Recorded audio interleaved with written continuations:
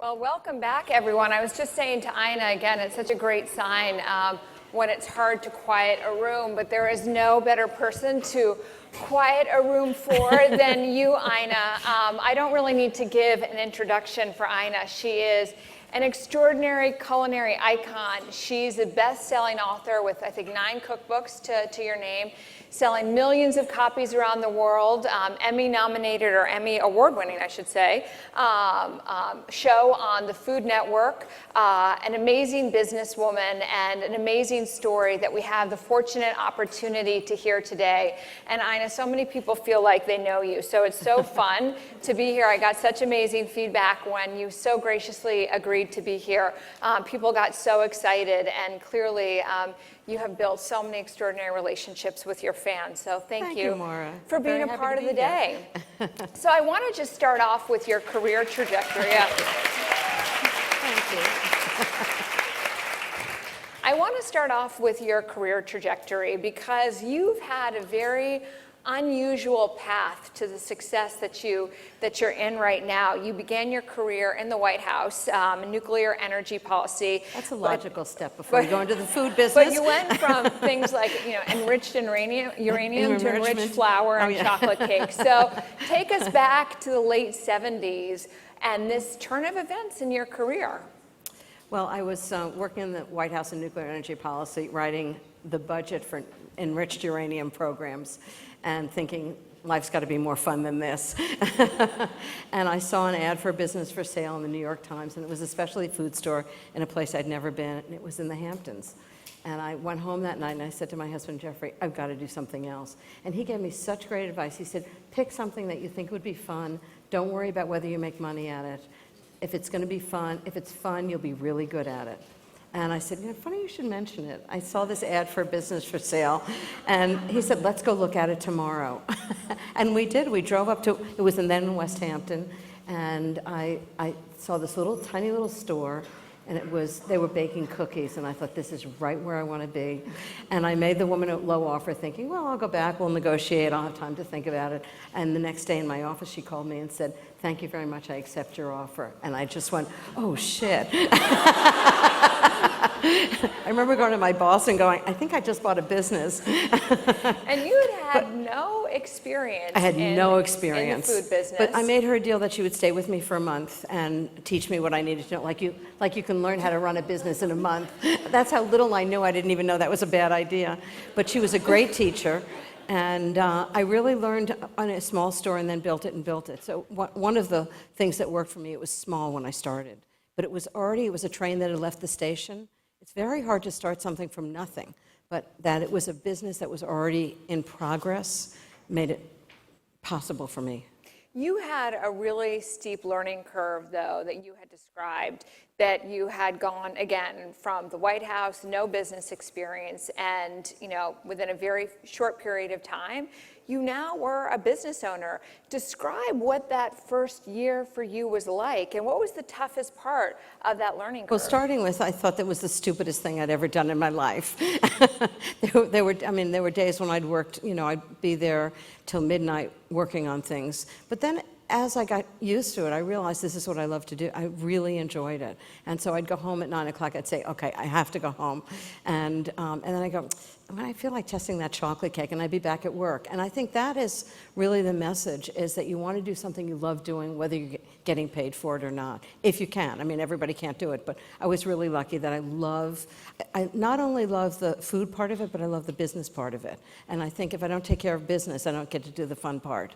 So both of those things are equally important. I think a lot of people go into businesses because they like the work, but they don't really take care of business. So there are a lot of things I do for business. The TV show was very important for me to support the cookbook business. And I do that because it's a really important part of the business.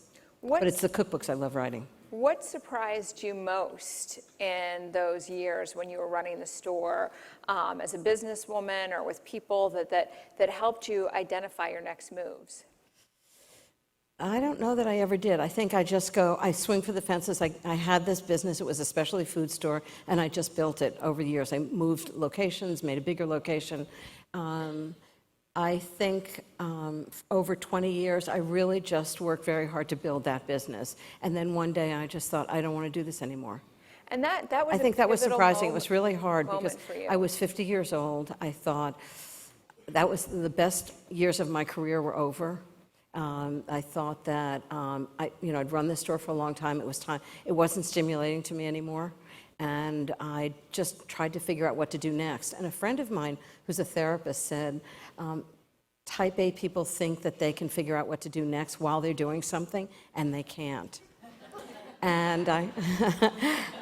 And I thought, okay, let me just try this. So I sold the store to 2 employees, and I built myself an office over the store, and I spent literally a year doing nothing. And I have to tell you, it was the hardest year of my life. But I had to get good and bored before I would decide, I have to do something today. I mean, I literally had nothing to do. And I just thought, well, maybe I'll just write a cookbook while I figure out what to do. And what I learned is that when I thought my professional career was over, it hadn't even started yet. And getting really good and bored, I think Faith Popcorn calls it cocooning. It turns out that's a really important part of changing and figuring out what to do next, is you have to just stop. And I never would have thought of doing it on my own, but it was really good advice. So you decided to just write this first cookbook more for yourself, but at the same time, you still Just have something to do tomorrow. something to do tomorrow, but at the same time, there is no shortage of cookbooks. There's no shortage of recipes out there. How did you begin to even see that there was a need and develop your voice as that this was just in the author? video. It was really interesting. It's about if I had gone to the bookstore and looked at other cookbooks, I never would have written a cookbook. Why? Because there's so many. How could you think that you would rise above that?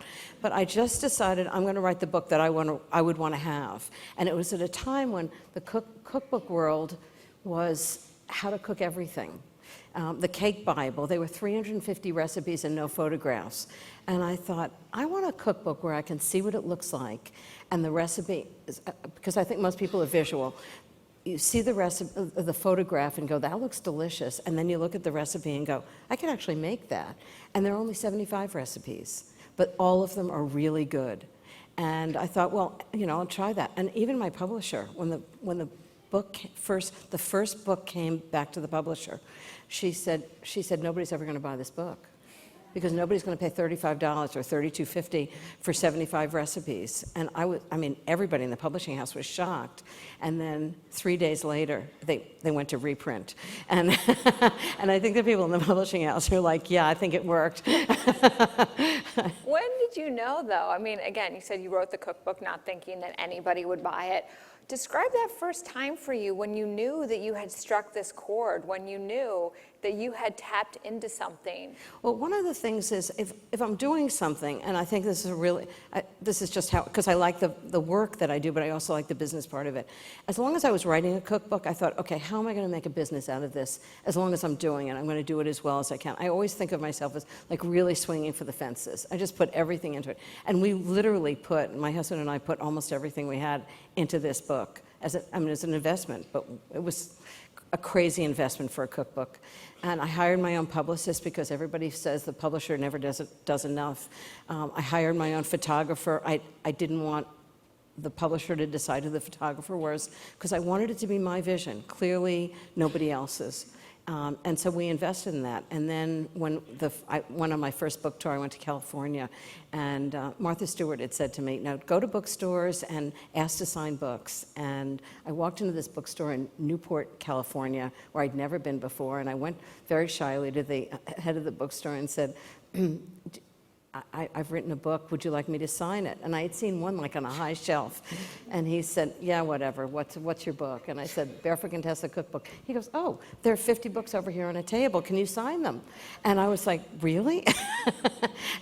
And we walked over to the table, there wasn't a book left. And he said, oh, we must have sold them all today.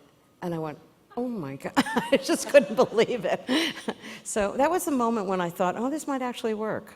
It was really quite extraordinary. One of the things that you were skeptical about, or that you didn't necessarily think you would want to do, that you think would work, was your foray into television. The Food Network, you've been on Martha Stewart's show many times. Yeah. You've described it as a format that wasn't the right fit for you. And you said no to going on TV and said no to the Food Network many, many times. Most people would do anything to have a show like that on the Food Network. Well, Food Network said to me, people are sending them hams and anything to get in the door, and I'm going, no, I don't think so. Why? Why? I just didn't think I'd be good at it. I couldn't imagine, I'd seen Martha and Nigella Lawson and all these extraordinary women had fabulous shows, and I just never saw myself as a teacher. But I saw a show that was, Nigella's show actually, that I thought was amazing. And they, unbeknownst to me, went and found her producer and called me and said, they're coming to East Hampton in 2 weeks and we want you to do the show. I'm like, no, I'm not doing it. They said, just do 13 shows and we'll see how it goes. And fortunately they did, because here we are 13 years later, still doing it. With the same producer who I adore. You've described it as the most terrifying thing. Terrifying. That you've done. Did you watch yourself during the first series? Did you watch yourself on the show? Well, actually, the first show, I wanted to see the first show because I wanted to see how it was put together after it was edited. So we filmed it. They shipped the film back to London. They edited it and sent it back while I was still filming. And I saw it and I thought, oh, that wasn't as bad as I thought. And I said to my director at that time, I said, well, if it's okay now, can you imagine when it's, later, when I get better at this? And she said, not necessarily. She said, it's that nervous energy that actually works on TV. So it's not necessarily true that it'll get better. And fortunately, that nervous energy is still there. It's still terrifying.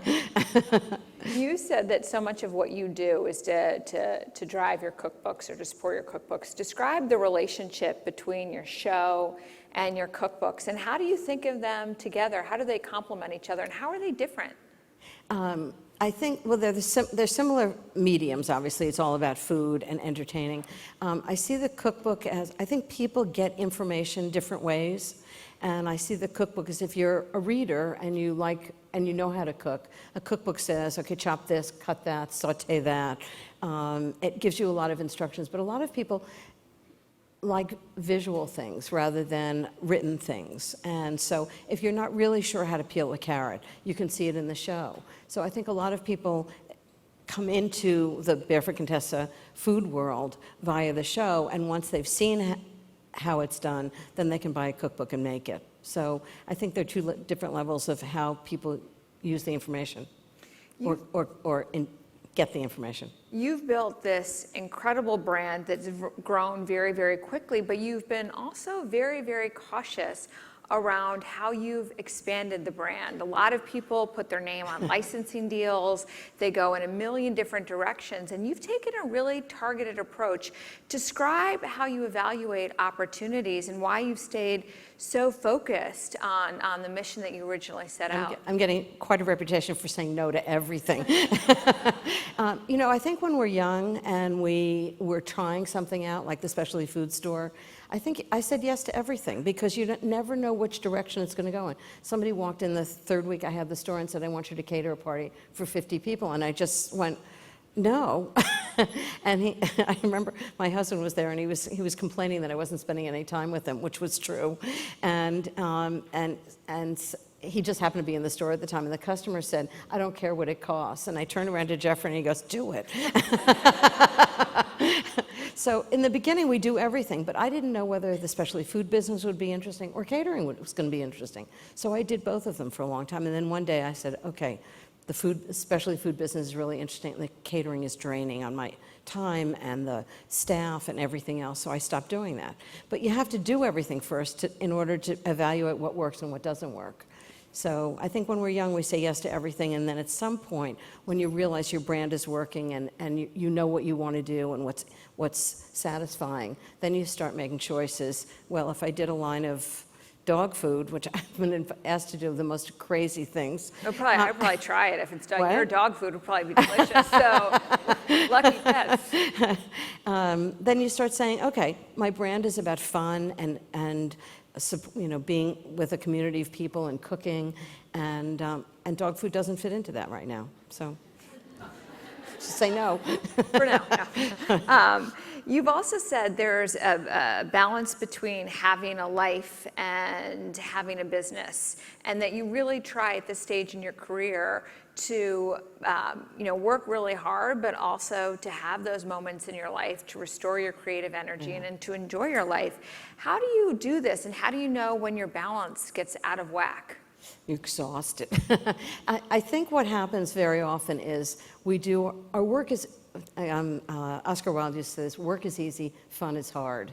You know what you need to do for work, and it's the rest of it, your personal life, that ends up getting what's left over, rather than vice versa.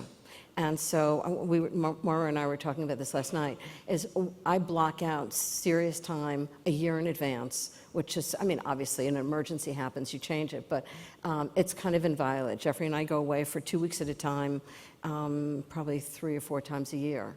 And we book those tickets a year in advance, and we just go, and that's like the downtime. And I think that's when your brain's working when you don't even know it, when you're doing something else and you see, I remember walking down the street in Milan and going, oh, the colors of the dresses, the fashion that year was like watermelon and raspberry together, like melon and raspberry together, and blue and lime green, and I thought, oh, that would be great for a book. So ideas come from all kinds of places, and usually when you're not thinking about it. Where does that creative energy come from? You've written 9 cookbooks, you do the show, you write columns. That's a lot of recipes, that's a lot of ideas. Where do you get that creative inspiration?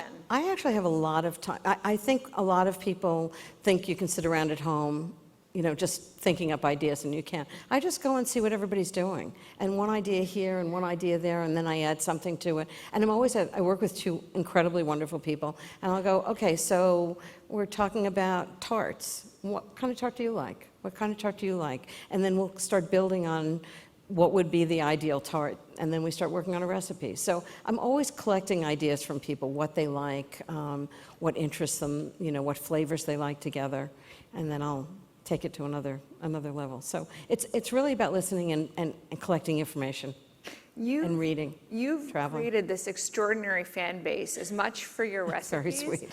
as much as for your personality as well. People are so drawn and so connected to you. Thank you. Why do you think that is? I have no idea. I think, well, it's kind of like Oscar Wilde. I'm having fun, and I think people are really attracted to everybody wants to have, I think that's why people watch the show, because I'm having a great time doing it. And my friends are showing up, and my friends are having fun, and they know who they are. And I think that's really appealing. I think that when I had a specialty food store, it was really important to me that the tunes were cranked up, and there were samples out, and everybody was happy. And I think people are drawn to happy people. A lot of people that it's really appealing. Have trouble finding their passions, finding what they not love easy. to do. Yeah. What advice would you give to others in terms of? Well, actually, I met someone years ago who was a therapist who specialized in finding people, helping people find the career they should be in. And I said, what do you tell people? What do you tell them? And she said, I asked them to think about what they used to do when they were 10. And I thought, because that's what you did before the should do this, or I'm supposed to do that. That's what you just love to do. And, hopefully you can find I met somebody who said, yeah, I used to like to watch movies when I was 10. And she thought, well, I could never find a career watching movies. And she turned out to be the movie critic for the Pittsburgh newspaper. There you go. And I thought, she did it. What were you doing at 10? I was trying to get into the kitchen, and my mother wouldn't let me. So it's that barrier that really appealed to me. and now you are doing it. Now I can do it anytime I want. When you sort of think about now your public brand, I'm just curious, do you ever miss being anonymous? You walk out in the streets, people love seeing you, they're so drawn to you. What's that process like for you? I just, I think people are really lovely, and only rarely does somebody really corral me. I remember being in Paris, I'd just gotten my hair done, and it was pouring rain, and some woman on the street wanted to invite me to dinner. I was like, not the right time. But most people are really lovely, and it's nice to hear. I think that I didn't do it for this reason, but I think I've given people tools to do something that makes them happy. And I think they just want to share that with me. And when I go to book events and they bring gifts, things that they've made, or, I mean, Hermes scarves, I mean, it's just amazing. That's a good thing, too. I see it as they just want to give me back something that I've given them, which is really wonderful. It's really very lovely. You've described in your career that you've been a risk taker in many ways and making these I like working scared. Yeah, making some of these very bold moves. I mean, you said that at the age of 50, you thought your career was over. It wasn't. You know, you've had this unexpected career path. You said once, I've always been happy to jump off a cliff and figure it out on the way down.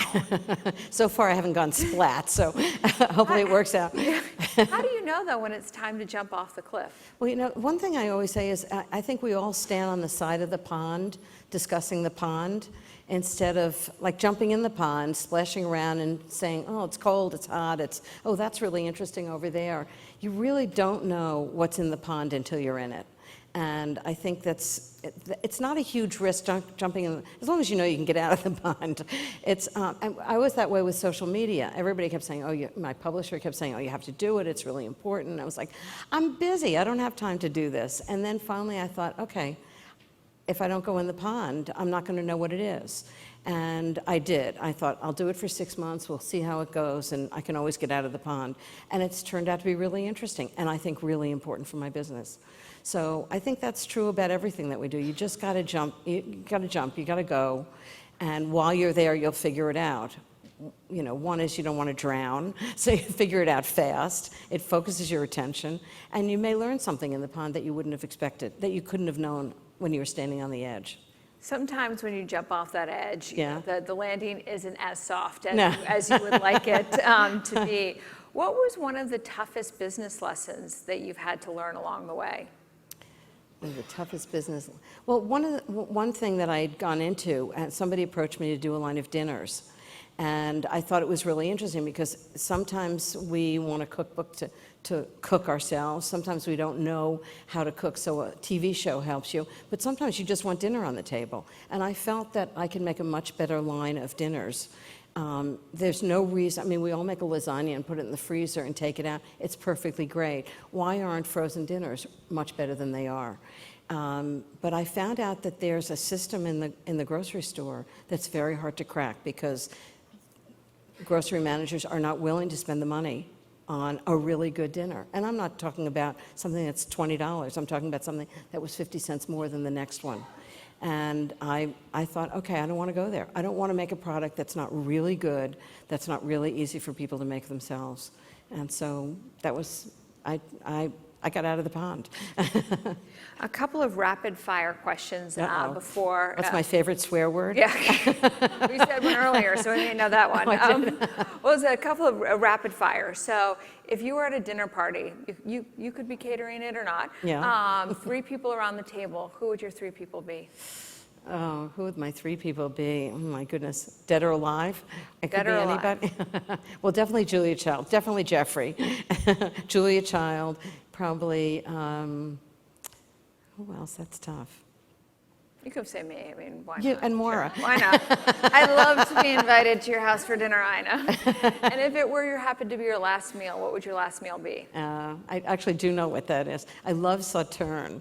So a friend of mine in Paris actually made a meal that was, every course was served with Sauterne. So the first one was foie gras, which is fabulous with Sauterne. The second one was lobster and grapefruit, which turns out is great with Sauterne. And the last course was a French apple tart. So I would say that would be my hangman's meal. What's the most overrated ingredient that you see people using today? The most overrated. Cilantro. Oh, thank you. Hey. I'm a little biased. Most underrated. Underrated. Good butter. People are afraid. Oh, I know what the most underrated one is: salt. If you get me started talking about salt, salt is really important, and people are terrified of it, and they shouldn't be, because all the research shows salt is really good for you. What's your most prized possession in the kitchen? In the kitchen, my most prized possession. Well, I do like, I think a set of good knives is really important, because with a set of good knives and half sheet pans, you can make almost anything. What's the last cookbook that you bought? The last cookbook, oh my God, that could have been it. I buy cookbooks daily. It's really awful. It's like an obsession. There's a cookbook that I bought recently called Della Fattoria Bakery. It's a bakery in California. That's a wonderful cookbook. So. And what's been the toughest recipe you've tried to master? You know, there are a couple of recipes that I've been working on over the years that I haven't gotten. I'm always looking for like that note that just goes bum, bum, bum, bum, where you know you've nailed it. I've got a flavor in my head. And there are a couple of things that I've never been able to get. I mean, like one of the things that I worked on for a long time was vegetable lasagna. It's very hard to make it taste great because the vegetables get watery and the noodles get soggy and vegetables. And it took me a long time. And maybe over like 3 or 4 books, I kept trying it, and finally I nailed it. So it's hard. There are a couple of things that just kind of stay with me. Last question for you, Ina. If you were writing a letter to yourself of 20 years ago, what advice would you have given yourself at that point in time? What advice I would have? Just do what you love. If you love, you'll be really good at it, and you'll have a very good time. Well, Ina, and don't worry so much. We can all take that to heart. Well, Ina, thank you so much for Moira. being here with us today. You're an amazing inspiration. Thank you. Thank you.